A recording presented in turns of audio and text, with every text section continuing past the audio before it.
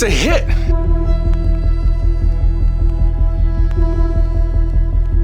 The Nintendo Switch 2 is a hit, and just in the first week, the console has sold, I believe, 3.5 million, meaning that Nintendo has officially broken the curse. And for those who don't know what curse I'm talking about, we will live the game through our hand. Since the release of the Nintendo 64, Nintendo has not been able to follow up a successful console with another successful console.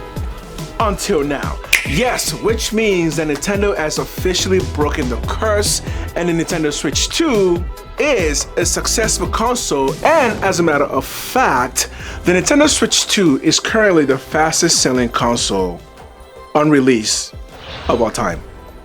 Okay, so how exactly did Nintendo do this, and what about the Switch 2 makes it a perfect follow-up to the Nintendo Switch 1?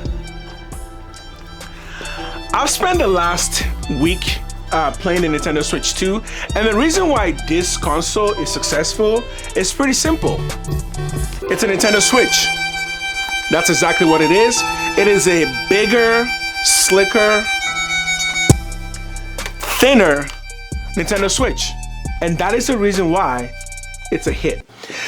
Look, the bottom line is the success of the Nintendo Switch 1 was so massive, there was no way Nintendo was gonna make the same mistake they made after the success of the Wii. And in fact, until the very moment the console released, many people still believed that Nintendo Switch 2 would become another Wii U.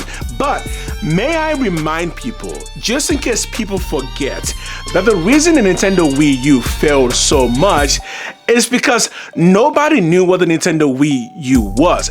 Here's the thing, the Nintendo Switch 2 knows exactly what it is. It is a bigger, faster, slicker, better looking Nintendo Switch 1, and that is what it is.